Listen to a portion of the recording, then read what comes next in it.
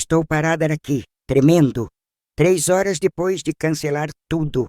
A lua de mel, o apartamento, os cartões de crédito da minha filha. O telefone toca sem parar na minha mão. E eu sei que é ela, desesperada, mas não consigo atender porque minhas mãos tremem tanto. As palavras ainda ecoam na minha cabeça, como uma maldição que se recusa a sair. Agradeço a todos, menos a minha mãe, que só atrapalha. Meus dedos calejados, marcados por 68 anos de trabalho invisível, seguram o celular como se fosse uma arma carregada agora. Construí uma fortaleza de silêncio ao redor do meu coração, tijolo por tijolo, com cada ano catalogando as necessidades dos outros. Não houve êxodo dramático da minha família, nem despedidas chorosas, apenas uma deriva lenta como areia escorregando entre meus dedos. Meu nome é Helena, mas naquele momento de dor aguda, até meu próprio nome soava distante, como se pertencesse a uma estranha qualquer. Aos 68 anos, descobri que não valia nada para minha única filha, que eu era apenas um problema a ser eliminado da vida dela. O vestido que escolhi com tanto cuidado para o casamento está jogado na cadeira. Um monte de tecido caro que testemunhou minha humilhação. Antes de continuar minha história, gostaria de saber quem está do outro lado me ouvindo. Por que preciso dividir esse peso com alguém hoje? Comente seu nome e de onde você está assistindo. E confira se você já está inscrito no canal. Isso me ajuda muito a continuar contando.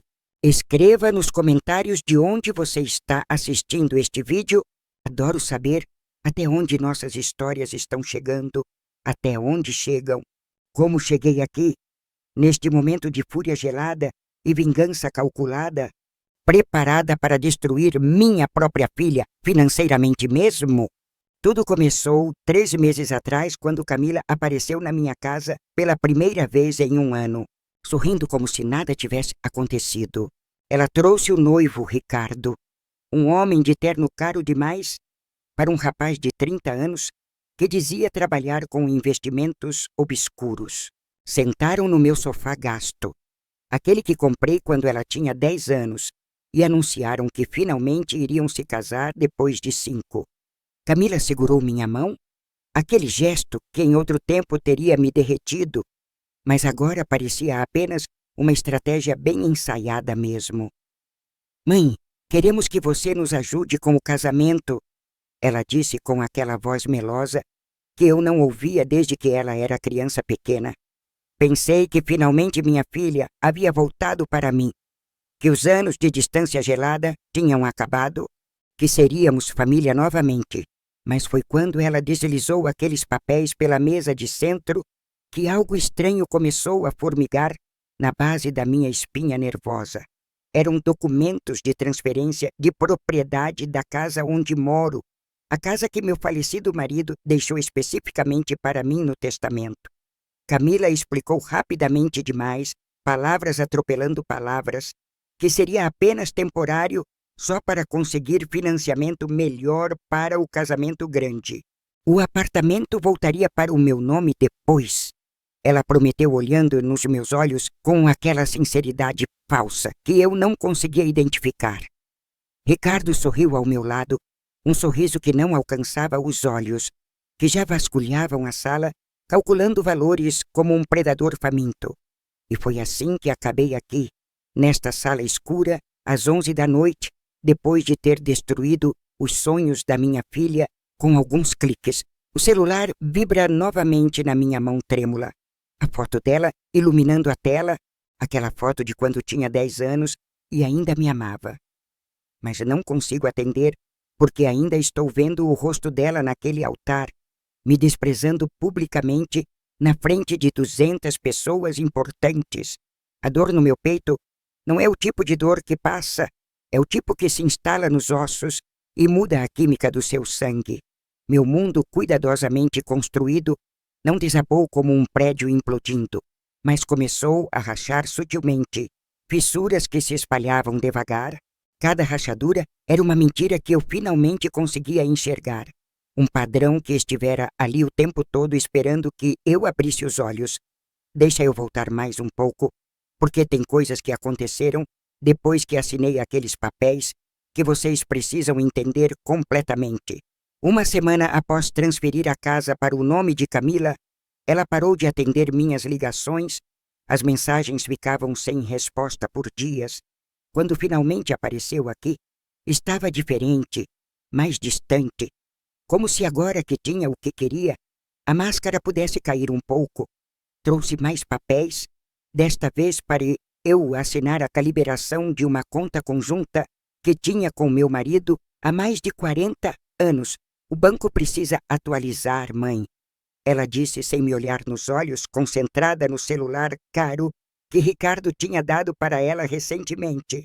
Algo dentro de mim gritou para não assinar, mas o medo de perdê-la de novo, de voltar para aquele silêncio terrível, era maior. Assinei tremendo, sentindo que cada traço da caneta era um pedaço da minha segurança escorregando pelos dedos como água fria e suja. Ela saiu rapidinho depois, alegando compromisso importante.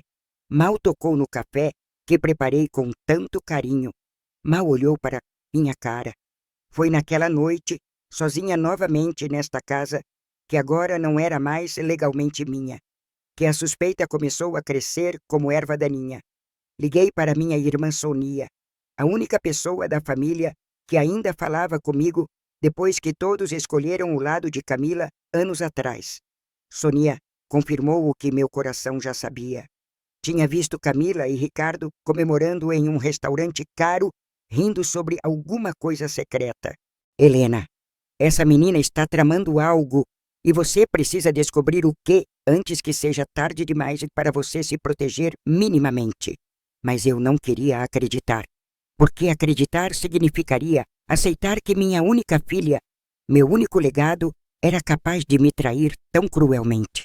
Voltando para este momento atual, o celular finalmente para de tocar, deixando um silêncio pesado que amplifica cada batida do meu coração acelerado.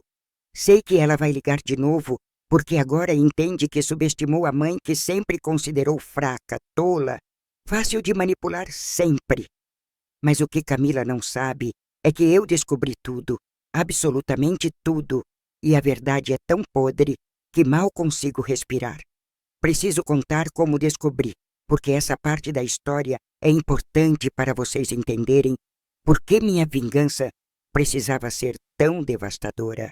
Foi há 2 dias, na quinta-feira à tarde, quando Camila deixou o celular dela esquecido aqui em casa depois de mais uma visita rápida. Ela tinha vindo buscar mais alguns papéis para eu assinar, desta vez relacionados a um empréstimo usando a casa como garantia bancária. Quando percebi o celular dela na mesa, pensei em ligar avisando, mas algo me fez hesitar. Uma intuição afiada como navalha na minha mente. O telefone estava desbloqueado ainda. Ela tinha saído com tanta pressa que esqueceu de bloquear a tela antes de largar o aparelho aqui. Minhas mãos tremiam quando peguei o celular, porque sabia que estava prestes a cruzar uma linha, invadir a privacidade da minha filha. Mas a necessidade de saber a verdade era mais forte que qualquer senso de ética, mais forte que o medo do que poderia encontrar. Abri as mensagens dela e vi imediatamente uma conversa com Ricardo que tinha o título de Plano Mãe, e meu estômago revirou violentamente. O peso daquela descoberta não era o peso reconfortante de um livro amado, mas um fardo de chumbo, esmagando meu peito sem piedade nenhuma. As palavras na tela dançavam diante dos meus olhos enquanto lágrimas começavam a embaçar minha visão, mas continuei lendo mesmo assim dolorosamente. Ricardo, já conseguiu a assinatura da última conta? Camila, sim, a idiota assinou tudo sem ler. Como sempre, ela confia em mim cegamente. Ricardo, perfeito. Agora só falta o casamento e depois podemos vender a casa. Ela vai ter que morar em algum asilo barato qualquer. Camila, não aguento mais fingir que me importo, Ricardo. Ela é tão patética, tão carente, tão desesperada por um pouco de atenção minha. Ricardo, aguenta só mais um mês. Depois do casamento, cortamos ela completamente. Pegamos a herança toda e sumimos para Portugal finalmente logo. Camila, mal posso esperar. Já escolhi o apartamento em Lisboa, longe dessa velha sufocante que só atrapalha a minha vida toda, desde sempre. Continuei rolando a conversa, encontrando meses de mensagens, detalhando cada passo da manipulação, cada mentira calculada, cada momento falso de carinho.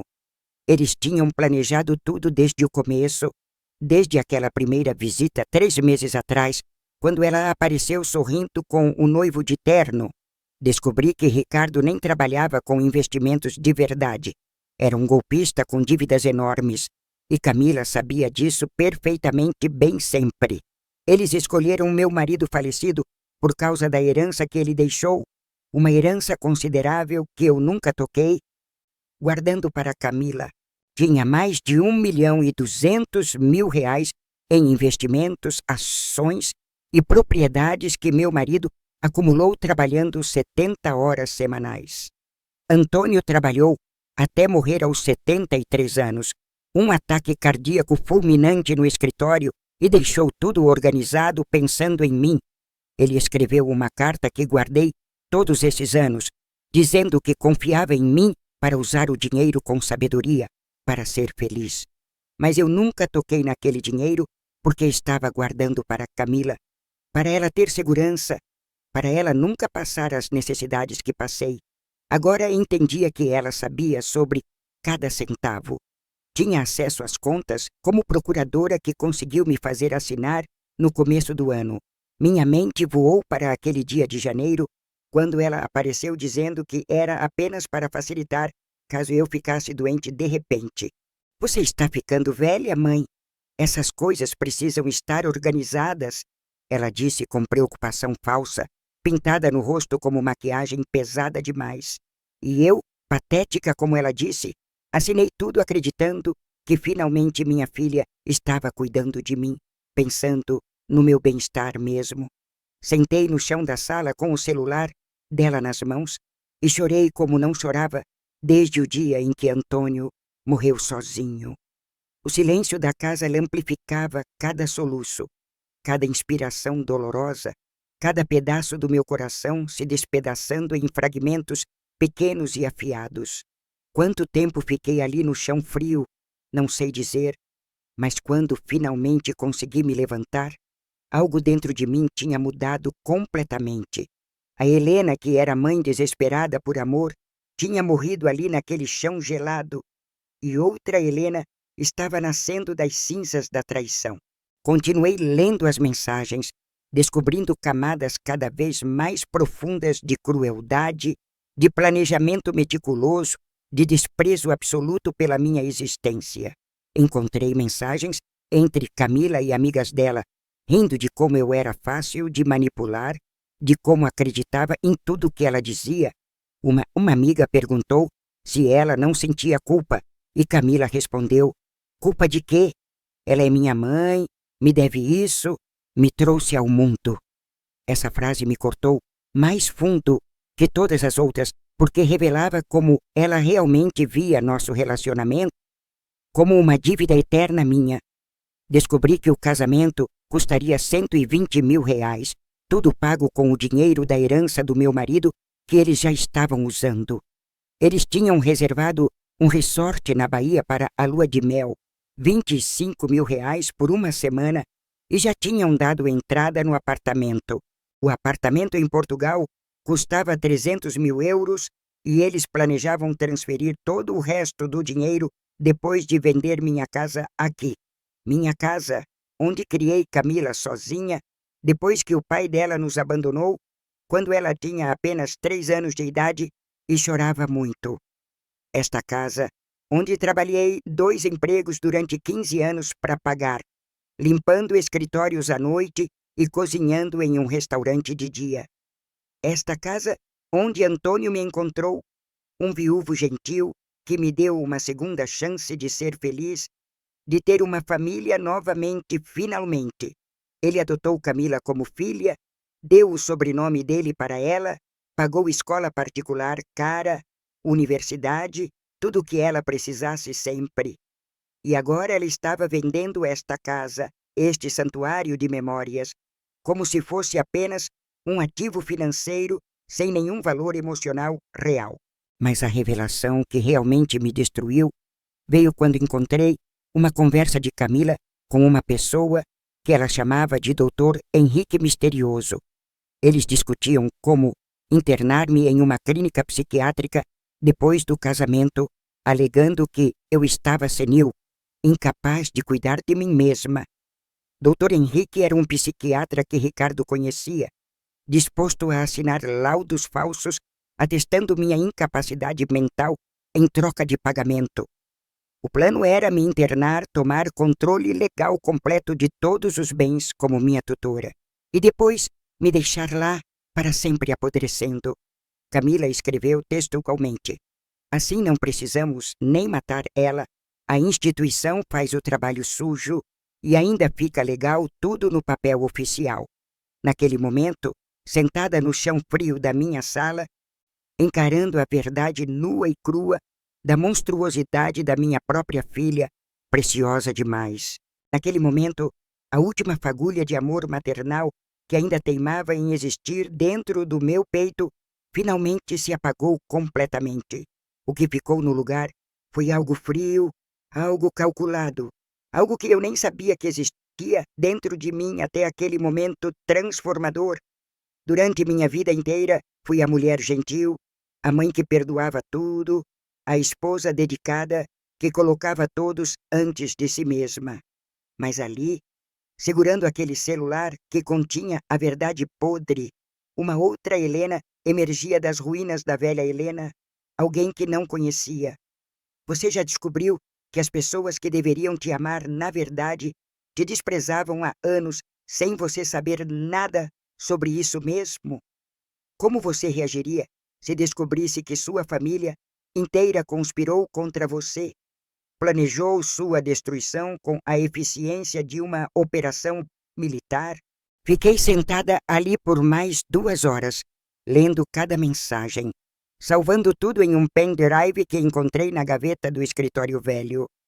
Tirei fotos de cada conversa importante, cada prova da conspiração, cada detalhe do plano macabro que tinham arquitetado contra mim sistematicamente. Depois, com mãos que já não tremiam mais, devolvi o celular da Camila exatamente no lugar onde ela havia deixado antes de sair. Liguei para ela dizendo que tinha esquecido o telefone e ela apareceu 20 minutos depois, ofegante, preocupada que eu tivesse visto algo, mas atuei perfeitamente, a mãe patética e confiável de sempre, sorrindo enquanto devolvia o aparelho e oferecia um pedaço de bolo caseiro fresco. Ela mal olhou para mim, pegou o celular, verificou rapidamente as mensagens e saiu correndo dizendo que tinha compromisso com o buffet do casamento. Naquela noite, sozinha novamente, comecei a planejar minha vingança com a mesma meticulosidade que eles usaram para planejar minha destruição. Liguei para um advogado que Antônio usava, Dr. Marcelo, um homem sério de 60 anos que conhecia toda a situação da herança. Expliquei tudo, mostrei as provas e vi o rosto dele ficar pálido quando leu as mensagens sobre me internar em clínica psiquiátrica. Dr. Marcelo me disse que, tecnicamente, eu ainda era a proprietária legal de tudo, que as procurações que assinei tinham vícios jurídicos. Camila tinha me feito assinar sob pressão emocional, o que invalidava muitos documentos, e eu ainda podia reverter tudo com ação judicial. Mas Dr. Marcelo também disse algo que mudou completamente minha estratégia de vingança, algo que eu não sabia até aquele momento crucial. Helena, sua filha não sabe, mas o testamento do Antônio tem uma cláusula especial. Ele me fez prometer nunca contar a ela assim. Se ela demonstrasse ingratidão extrema ou tentasse prejudicar você de qualquer forma, todo o dinheiro iria automaticamente para instituições de caridade especiais. Antônio desconfiava que Camila estava se tornando gananciosa demais. Ele viu sinais anos antes de morrer, mas nunca quis acreditar completamente. Por isso ele colocou esta cláusula de segurança para proteger você dele, caso ela se revelasse a pessoa que ele temia que estivesse. Com essas informações, passei os próximos 2 dias elaborando um plano que não apenas me protegeria, mas destruiria completamente os planos deles. Cancelei silenciosamente todas as procurações que tinha assinado. Reativei meu controle total sobre contas bancárias e investimentos do Antônio todo. Entrei em contato com o resort da Bahia e cancelei a reserva da lua de mel, explicando a situação e solicitando reembolso integral. Entrei em contato com a imobiliária de Portugal e bloqueei a transferência do apartamento, alegando fraude e iniciando investigação formal oficial. Cancelei todos os cartões de crédito adicionais que tinha fornecido para Camila ao longo dos anos, cortando seu acesso ao dinheiro imediatamente. Mas tudo isso, todas essas ações práticas e calculadas, eu executei em silêncio absoluto, sem Camila ou Ricardo suspeitarem de nada ainda. Continuei sendo a mãe patética e confiável, aceitando cada humilhação nova que ela impunha, cada ordem disfarçada de pedido carinhoso e falso. 2 semanas depois, chegou o dia do casamento, e eu estava preparada com meu vestido bonito, meu sorriso falso, minha dor guardada. A cerimônia foi em um salão luxuoso que custou R$ 50.000, decorado com flores brancas importadas e lustres de cristal caros demais. 200 pessoas da alta sociedade estavam ali, amigos de Ricardo, colegas da universidade, cara de Camila, gente importante da cidade toda. Eu me sentei na primeira fileira como a mãe da noiva, mas me senti invisível. Um fantasma assistindo a vida continuar sem mim. Durante a cerimônia inteira, Camila não olhou para mim uma única vez. Seus olhos brilhavam apenas quando via Ricardo esperando no altar. Quando chegou o momento dos agradecimentos, no final da festa, depois do jantar e das danças, Camila pegou o microfone com segurança falsa. Quero agradecer a todos que tornaram este dia possível. Ela começou, a voz ecoando pelo salão, enquanto todos a aplaudiam com entusiasmo. Agradeço ao Ricardo por me escolher, por me amar, por me dar a vida dos sonhos que sempre mereci ter desde criança e adolescência. Agradeço aos meus padrinhos, tios, amigos, todos que contribuíram para fazer desta noite a melhor noite da minha vida até agora. E então ela fez uma pausa, seus olhos finalmente encontrando os meus pela primeira vez em todo o dia, e vi algo cruel brilhando. Agradeço a todos, menos a minha mãe, que sempre só atrapalhou minha vida, que nunca entendeu nada, que é apenas um peso que arrasto. O silêncio no salão foi absoluto por 3 segundos terríveis, antes das pessoas começarem a murmurar desconfortavelmente entre si, nervosas demais. Mas Camila continuou, embriagada pela crueldade ou pela ganância, não sei qual. Ela nunca foi a mãe que precisei, nunca me entendeu realmente. Saí dali com as pernas trêmulas, saí antes que alguém pudesse ver as lágrimas finalmente caindo, antes que pudesse testemunhar minha humilhação. Peguei meu carro e dirigi para casa em piloto automático, as mãos apertando o volante tão forte que as juntas ficaram brancas doloridas. A dor daquela humilhação pública não era apenas dor, era raiva, era fúria, era algo primal que transformava meu sangue em lava fervente. Quando cheguei em casa, eram 11 da noite, e foi quando finalmente executei a parte da vingança que tinha guardado para este momento.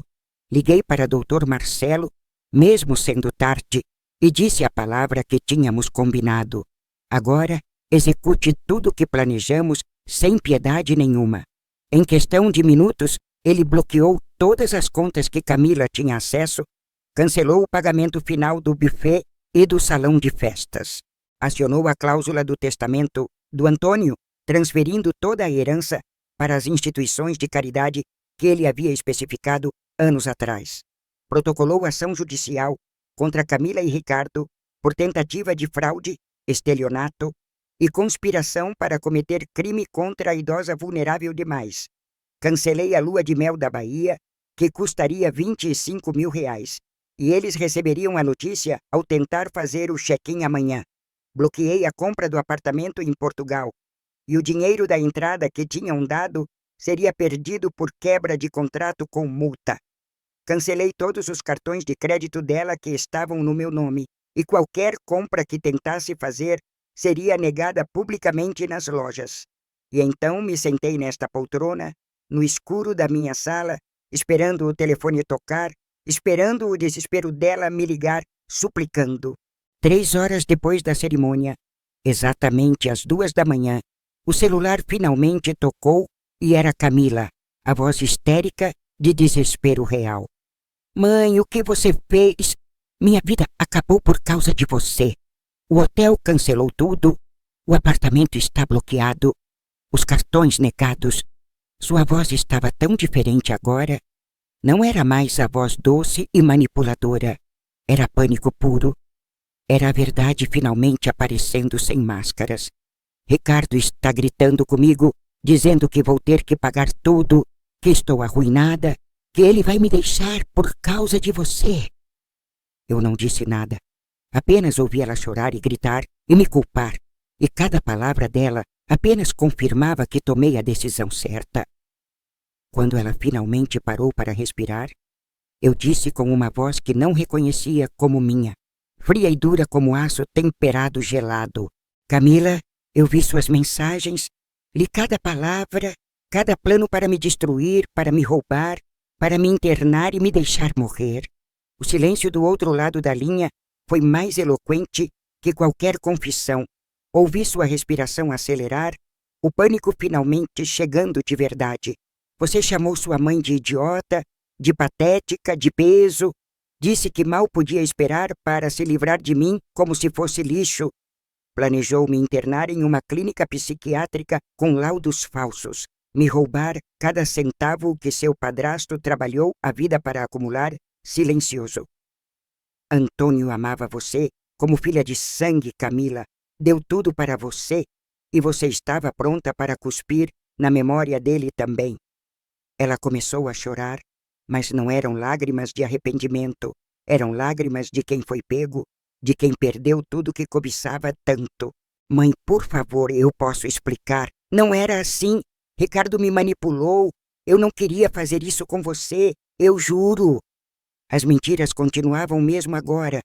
Mesmo quando sabia que eu tinha todas as provas, ela ainda tentava manipular, ainda tentava enganar mesmo.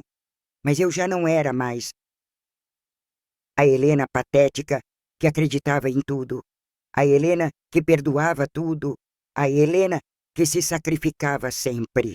Cancelei tudo, Camila, a lua de mel, o apartamento, o dinheiro, tudo. E acionei a cláusula do testamento do seu padrasto, que você não conhecia. Todo o dinheiro, cada centavo da herança, vai para instituições de caridade. Você não vai ver R$ 1 sequer daquilo que tanto desejou. Seu grito do outro lado foi de dor genuína, mas não era dor pela perda de mim, era dor pela perda do dinheiro que a cegou. E tem mais? Entrei com ação judicial contra você e Ricardo por tentativa de fraude, estelionato e crimes contra a idosa. Tudo documentado perfeitamente. As provas são irrefutáveis, Camila. As mensagens, os planos, tudo está com meu advogado e vocês dois vão responder criminalmente por isso. Ela desligou na minha cara, mas eu sabia que ligaria de novo, que tentaria mais manipulação, mais mentiras, mais promessas vazias e falsas. Mas eu não atenderia mais, porque a parte mais pesada da minha vingança ainda nem tinha começado de verdade. Ainda tinha mais. O que Camila não sabia, o que ninguém sabia, era a verdade sobre o meu falecido marido Antônio, sobre quem ele realmente era antes. Durante anos guardei este segredo, um segredo que Antônio me contou no leito de morte, fazendo-me prometer que nunca revelaria a ninguém.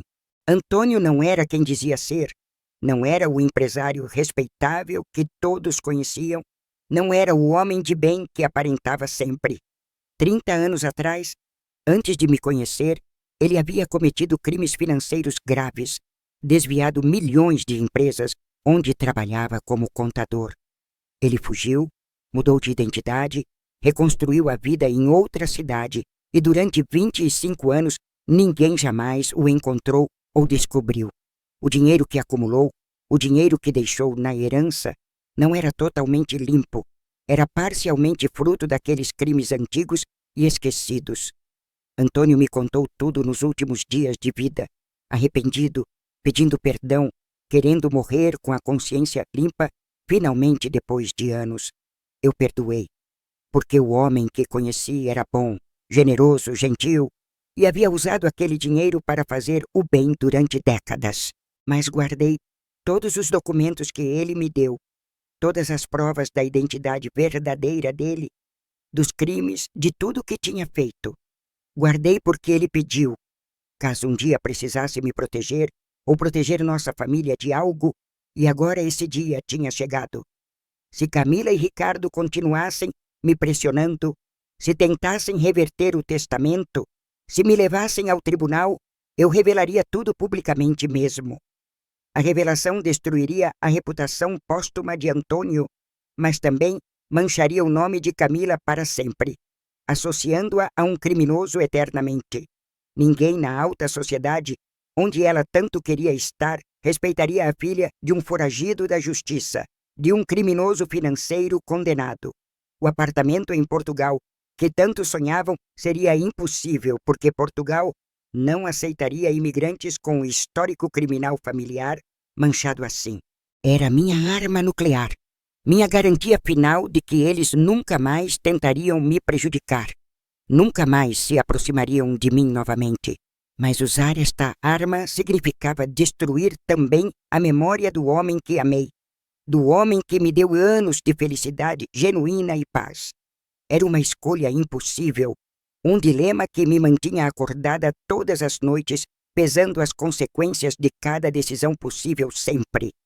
Por 3 dias após o casamento, Camila tentou me ligar dezenas de vezes, deixou mensagens desesperadas, mandou Ricardo implorar por perdão falso. Eles ofereceram devolver a casa, devolver tudo que tinham pegado, se apenas eu revertesse o cancelamento da herança e das ações judiciais. Mas eu não cedi, porque sabia que era apenas mais manipulação, mais falsidade, mais tentativa de conseguir o que queriam de mim novamente. No domingo seguinte ao casamento desastroso, exatamente 1 semana depois, organizei um almoço na casa da minha irmã Sônia, convocando a família. Convidei meus 2 irmãos que não via há anos, minha mãe de 90 anos que morava em outra cidade, os tios, os primos próximos. Disse que tinha um anúncio importante a fazer sobre a herança de Antônio, sobre o futuro da família. E todos compareceram curiosos demais. Camila chegou com Ricardo, ambos tentando parecer confiantes, mas eu via o nervosismo nos olhos dela, nas mãos que tremiam levemente segurando a bolsa. A mesa estava posta com a toalha bordada da minha avó, aquela que usávamos apenas em ocasiões especiais, em momentos que marcavam a família. Havia 23 pessoas sentadas ao redor daquela mesa comprida, quando finalmente me levantei, segurando o envelope pardo que preparei cuidadosamente dias antes. Minha família me olhava com expectativa, alguns com carinho genuíno, outros com a curiosidade mórbida de quem pressente que algo dramático acontecerá. Comecei minha fala com voz firme, uma voz que havia praticado sozinha em casa, ensaiando cada palavra para que saísse exatamente certa. Reuni vocês aqui hoje porque precisam saber a verdade sobre o que aconteceu no casamento da Camila na semana passada, sobre tudo mesmo. Todos se entreolharam confusos e vi Camila engolir seco, o rosto ficando pálido, enquanto Ricardo apertava a mão dela embaixo da mesa nervoso.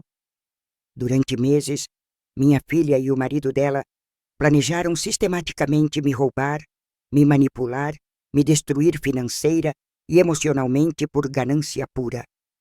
Abri o envelope e comecei a distribuir cópias das mensagens que tinha impresso, cada conversa, cada plano cruel, cada palavra de desprezo frio. Vi os rostos ao redor da mesa mudando conforme liam, a incredulidade se transformando em horror, o horror se transformando em raiva contida. Minha irmã Sonia foi a primeira a falar, a voz tremendo de indignação. Camila, isso é verdade? Você realmente escreveu essas coisas horríveis? Camila tentou se defender, balbuciando desculpas fracas, dizendo que as mensagens foram tiradas de contexto, que eu estava distorcendo tudo propositalmente mesmo. Mas então distribuí as conversas sobre o plano de me internar em clínica psiquiátrica com laudos falsos sobre me deixar lá apodrecendo sozinha. O silêncio que caiu sobre a mesa foi pesado como chumbo. Ninguém conseguia acreditar na profundidade da traição que estava sendo revelada ali. Meu irmão mais velho, Paulo, sempre protetor, levantou e apontou o dedo para Camila com uma fúria que nunca tinha visto nele antes. Você é uma desgraça, Camila. Como ousa fazer isso com sua mãe, com a mulher que te criou sozinha, que te deu tudo sempre? Ricardo tentou se levantar para defender a esposa, mas meu outro irmão, Fernando, o empurrou de volta para a cadeira com força bruta. Senta aí, seu canalha. Você também vai ouvir tudo o que Helena tem para dizer. Cada palavra, cada acusação, cada prova sua aqui.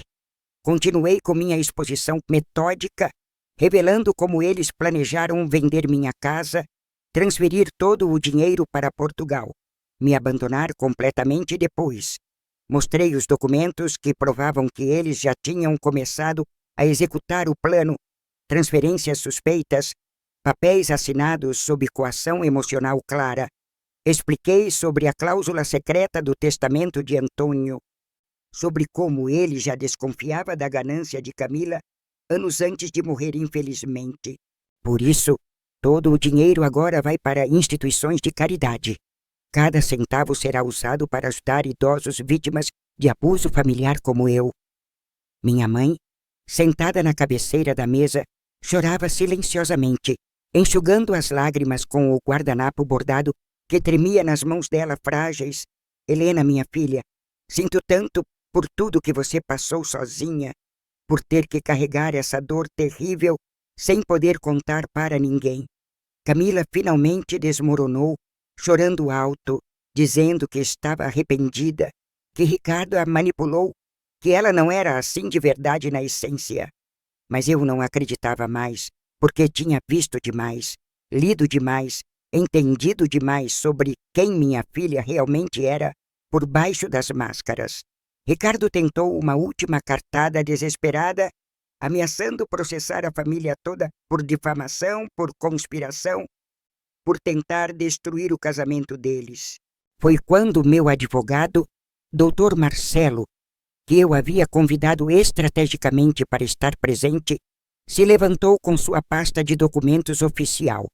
Senhor Ricardo, aconselho que o senhor se cale imediatamente, porque tudo que a senhora Helena falou está documentado e será usado criminalmente contra vocês.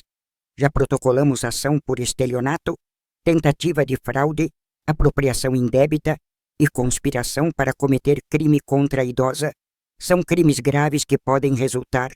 A pena pode chegar a 8 anos de prisão para cada um e eu tenho provas suficientes para garantir a condenação de ambos. O silêncio voltou. Mas agora era um silêncio diferente. Era o silêncio de quem finalmente entende que perdeu completamente, que não há volta. Camila olhou para mim com aqueles olhos que um dia foram de criança inocente, mas agora só via cálculo, desespero e, finalmente, medo real. Mãe, por favor, não faça isso comigo. Eu sou sua filha, sua única filha. Você não pode me jogar na prisão desse jeito. Mas olhei para ela sem emoção, com o coração que tinha virado pedra depois de ler cada mensagem cruel, cada plano terrível contra mim. Você deixou de ser minha filha no momento em que chamou sua mãe de idiota, de patética, de peso que arrasta pela vida. Deixou de ser minha filha quando planejou me trancar em uma instituição para morrer esquecida enquanto gastava o dinheiro do meu marido falecido. Você escolheu o dinheiro, Camila, escolheu a ganância, escolheu a crueldade e agora vai viver com as consequências dessas escolhas para sempre. Ricardo se levantou bruscamente, derrubando a cadeira, e saiu da casa da Sônia sem olhar para trás, abandonando Camila ali sozinha e desesperada. Ela correu atrás dele, gritando, implorando que esperasse, mas ele entrou no carro e foi embora, deixando-a no meio da rua, chorando histericamente. Minha família se reuniu ao meu redor, abraçando-me, oferecendo apoio que não sabia que ainda podia receber, que ainda podia sentir genuinamente. Sônia segurou minhas mãos e disse algo que ficará gravado na minha memória para sempre. Você foi a pessoa mais forte que conheço, Helena. Nos dias seguintes ao almoço devastador, Camila tentou se aproximar novamente, mas agora sem Ricardo ao lado, sem o cúmplice da conspiração toda. Ela que apareceu na minha porta 3 vezes, sempre sozinha, sempre chorando, sempre dizendo que havia mudado, que tinha aprendido a lição dura demais. Mas eu não abri a porta nenhuma vez, apenas observei pela janela enquanto ela implorava do outro lado, finalmente experimentando o abandono cruel. O processo criminal avançou rapidamente com todas as provas que Dr. Marcelo apresentou, documentos irrefutáveis, conversas gravadas, testemunhos da família inteira. Ricardo fugiu antes da audiência preliminar, voltou para a cidade natal dele no interior, deixando Camila sozinha para enfrentar as consequências legais. Ela foi condenada a 4 anos de prisão por tentativa de estelionato e apropriação indébita, mas a pena foi convertida em serviços comunitários extensivos. Teria que trabalhar 800 horas em asilos e instituições de cuidado a idosos, ironicamente cuidando de pessoas que ela tanto desprezava antes sempre. Além disso, foi obrigada a fazer terapia intensiva 2 vezes por semana durante 3 anos, monitorada pelo tribunal para avaliar progresso emocional dela. Perdeu o emprego na empresa de marketing onde trabalhava, porque a história se espalhou rapidamente pelas redes sociais e mídia local sensacionalista. O apartamento que alugava foi retomado porque não conseguia mais pagar e teve que voltar a morar com a mãe de Ricardo em condições precárias. Tudo que tinha construído de aparência, de status social, de vida confortável, desmoronou completamente em questão de semanas após a exposição pública. Quanto a mim, os meses seguintes foram de reconstrução lenta, mas constante da minha vida, da minha identidade, da minha paz interior perdida. Vendi a casa onde morava, aquela casa cheia de memórias dolorosas agora, e comprei um apartamento menor, mas aconchegante perto da praia tranquila. Passei a frequentar um grupo de apoio para idosos vítimas de abuso familiar e descobri que minha história não era única, não era excepcional. Havia dezenas de pessoas ali, cada uma com sua história de traição familiar, de filhos gananciosos, de parentes que exploraram a confiança cegamente. Fiz amigos verdadeiros pela primeira vez em décadas. Pessoas que me conheceram como Helena, não como a mãe de alguém, não como esposa de alguém. Comecei a viajar com o dinheiro que sobrou das economias pessoais que tinha separado. Conheci lugares que sempre sonhei, mas nunca tive coragem. Fui para Gramado no inverno, para Fernando de Noronha no verão, para Ouro Preto, para ver a história viva nas pedras antigas coloniais. Em cada viagem sentia pedaços da velha Helena sendo deixados para trás e pedaços da nova Helena emergindo mais forte, mais livre. 6 meses após o almoço que mudou tudo, recebi uma carta de Camila, escrita à mão. 5 páginas densas de palavras que pareciam sinceras. Ela descrevia o trabalho no asilo onde cumpria a pena, como tinha conhecido idosos abandonados, exatamente como ela tentou abandonar-me antes cruelmente. Contou sobre uma senhora de 82 anos chamada Dona Lucia, que não recebia visitas há 7 anos, esquecida pelos filhos gananciosos. Camila escreveu que cuidar de Dona Lucia estava mudando algo profundo dentro dela, fazendo-a enxergar finalmente o monstro que tinha se tornado. Não estou pedindo perdão, mãe, porque sei que não mereço, mas quero que saiba que finalmente entendo a gravidade terrível do que fiz. Você não era apenas minha mãe, era um ser humano com sentimentos, com dignidade, com direito a respeito, e eu pisoteei tudo isso. Li a carta 3 vezes e a cada leitura sentia algo diferente. Raiva, tristeza, um leve alívio e finalmente uma pontinha de esperança tímida. Mas não respondi imediatamente, porque sabia que perdão verdadeiro não pode ser forçado, não pode ser apressado, precisa acontecer naturalmente ou não. Levou quase um ano inteiro para eu finalmente conseguir visitar Camila no asilo onde ela trabalhava. Cumprindo as últimas 200 horas de pena, encontrei uma mulher diferente da que conheci, mais magra, sem maquiagem, com mãos calejadas do trabalho duro de cuidar de idosos dependentes sempre. Ela estava alimentando Dona Lucia com uma paciência e gentileza que nunca tinha visto nela antes, conversando baixinho, limpando a boca com cuidado. Quando me viu parada na porta do quarto, Camila congelou por um momento, o rosto passando por dezenas de emoções diferentes em segundos. Terminei de alimentar Dona Lucia, troquei a roupa de cama dela, arrumei os travesseiros e então saímos juntas para o jardim do asilo conversarmos. Caminhamos em silêncio por alguns minutos. O sol da tarde pintando tudo com aquela luz dourada que sempre me fazia sentir nostálgica demais. Camila finalmente falou, a voz baixa e rouca de tanto chorar. Mãe, não tenho palavras para expressar o quanto sinto por tudo mesmo. Passei este ano inteiro aqui, cuidando de pessoas que foram abandonadas exatamente como eu planejei abandonar você. E cada dia é uma lição dolorosa. Dona Lucia me lembra você todos os dias, a forma como ela espera visitas que nunca chegam, a tristeza nos olhos dela quando pergunta pelos filhos. Vi lágrimas escorrendo pelo rosto de Camila, mas não eram as lágrimas manipuladoras de antes, eram lágrimas de arrependimento genuíno que eu reconhecia agora. Você pode nunca me perdoar, mãe, e eu entendo, aceito, porque o que fiz foi imperdoável, foi cruel, foi a pior traição possível imaginar. Mas quero que saiba que vou passar o resto da minha vida tentando ser uma pessoa melhor, tentando honrar a mãe que você foi.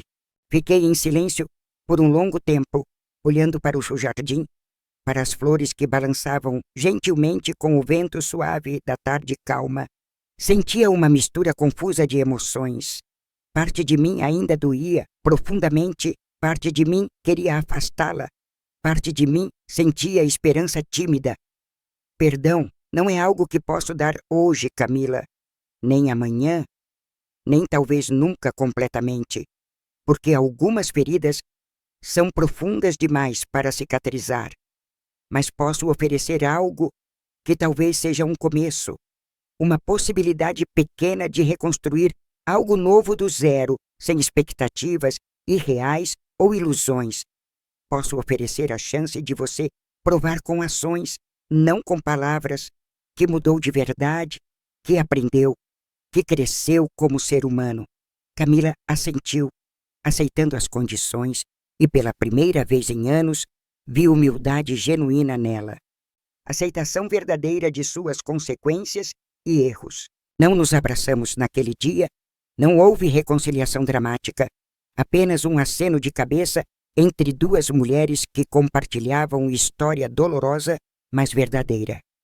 Saí daquele asilo sentindo algo diferente, não exatamente paz, mas talvez aceitação, talvez o entendimento de que alguns finais não são felizes. Alguns finais são apenas possibilidades de recomeço, chances de construir algo novo das ruínas do que foi destruído pela ganância e pela traição.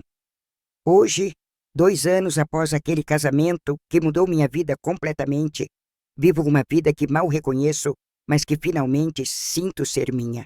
Moro no meu apartamento, com vista para o mar. Acordo todos os dias com o som das ondas, e isso me traz uma serenidade nova. Camila cumpriu a pena comunitária completamente e agora trabalha voluntariamente no mesmo asilo, cuidando de Dona Lucia e outros idosos abandonados diariamente. Nos falamos uma vez por mês, encontros curtos para tomar café, conversas superficiais ainda, porque a confiança é algo que se reconstrói devagar. Ela conheceu um homem diferente de Ricardo, um enfermeiro do asilo chamado Pedro, gentil, humilde, que conhece toda a história e a aceitou. Não sei se um dia voltaremos a ter um relacionamento mãe e filha verdadeiro. Se um dia poderei chamá-la de filha sem sentir pontada. Mas aprendi algo valioso nesses 2 anos de reconstrução. Minha vida não precisa girar em torno de ser mãe, de me sacrificar por alguém. Tenho valor próprio, tenho identidade própria, tenho sonhos e desejos que importam, que merecem ser vividos, que merecem ser priorizados finalmente. Quanto ao segredo sobre Antônio, sobre sua verdadeira identidade e os crimes do passado, decidi nunca revelar, deixar enterrado com ele. Não porque protejo Camila, mas porque protejo a memória do homem que me amou genuinamente, que me deu anos felizes, que merece descansar. Aquele segredo era minha arma final, mas percebi que nunca precisei usá-la, porque a verdade sobre as ações de Camila já foi punição suficiente. Às vezes, à noite, sento na varanda do meu apartamento com uma xícara de chá, observando o mar escuro iluminado pela lua prateada brilhante. Penso em tudo o que aconteceu, em todas as escolhas que fiz, em todos os momentos de dor e de força que moldaram quem sou agora. Pergunto-me se fui longe demais com minha vingança, se deveria ter perdoado mais rápido, se deveria ter sido mais compreensiva com Camila. Mas então lembro das mensagens, dos planos cruéis, da humilhação pública, e sei que fiz o que precisava fazer para me proteger e sobreviver. Vingança não é algo que me orgulho, não é algo que recomendaria facilmente, mas às vezes é a única forma de justiça que resta. Às vezes, quando o sistema falha, quando a família falha, quando tudo falha, tudo o que resta é você mesma se defendendo com as armas. E você já passou por algo parecido com traição familiar? Já teve que escolher entre perdoar ou se vingar de alguém que deveria te amar? Você acha que fui longe demais ao destruir financeiramente minha própria filha? Ou acha que era a única forma de fazer justiça verdadeira? Se você descobrisse que aqueles que te criaram, na verdade, sempre te desprezaram secretamente, conseguiria perdoar? Ou a vingança seria inevitável mesmo? Já se sentiu invisível na sua própria família, como um fantasma que todos ignoram até precisarem de algo seu, de dinheiro ou ajuda? Como você reagiria se no dia mais importante da vida de alguém que você ama, essa pessoa te humilhasse publicamente sem remorso nenhum? Se você está me acompanhando até aqui, deixa um comentário contando. Você também já foi traído por alguém que amava profundamente um dia? Sua história importa para mim? Quero ler nos comentários. Quero saber que não estou sozinha nessa dor, nessa jornada difícil de reconstrução. Obrigada por me ouvir até o final desta história longa e dolorosa, por ter paciência com cada detalhe, com cada emoção compartilhada aqui. Esta foi minha história e cada palavra aqui é verdadeira. São experiências reais de alguém que passou por situação extrema e sobreviveu. Se esta história tocou você de alguma forma, por favor, se inscreva no canal. Isso me ajuda a continuar trazendo essas histórias reais. Posto histórias reais de superação, vingança e justiça toda semana aqui, histórias de pessoas que encontraram força quando tudo parecia perdido completamente. E me conta nos comentários, você já viveu algo parecido com essa traição familiar? O que você teria feito no meu lugar exato? Teria perdoado mais rápido? Ou teria ido ainda mais longe na vingança? Teria dado uma segunda chance ou cortado de vez. Adoro ler suas histórias também. Cada comentário me ajuda a entender que não estamos sozinhos nas nossas dores, nas nossas escolhas difíceis. Clique nos vídeos que aparecem na tela agora para mais histórias emocionantes que vão te fazer refletir sobre família, lealdade e perdão verdadeiro. Até a próxima história e lembre-se, você é mais forte do que pensa, mais valiosa do que disseram, mais merecedora de respeito sempre. Sua vida não precisa girar em torno de agradar quem te fere, de se sacrificar por quem não te valoriza, de ser invisível eternamente. Você tem o direito de se defender, de buscar justiça, de reconstruir sua vida nos seus próprios termos, com sua própria força interior. E às vezes, a maior vingança não é destruir o outro, mas reconstruir a si mesma, provar que você sobrevive, que você floresce sem eles. Hoje, aos 70 anos de idade, finalmente entendo o que significa viver para mim mesma, não para expectativas alheias ou aprovação familiar falsa. Entendo que amor verdadeiro não humilha, não explora, não conspira e que família de verdade é quem escolhemos, não apenas laços de sangue. Aprendi que perdão é um processo longo e doloroso que não pode ser forçado, que acontece no seu tempo, na sua maneira ou não acontece. E aprendi finalmente, depois de 68 anos vivendo para os outros, que minha vida, minha paz, minha felicidade importam imensamente também. Esta é minha história de traição, vingança, dor e reconstrução, e espero que de alguma forma tenha tocado seu coração como tocou o meu. Obrigada por estar aqui comigo até o final, por me ouvir, por me entender, por compartilhar esse momento de vulnerabilidade e força juntos. Até nossa próxima história. Cuide bem de você. Valorize quem realmente te ama e nunca aceite menos do que merece na sua vida preciosa.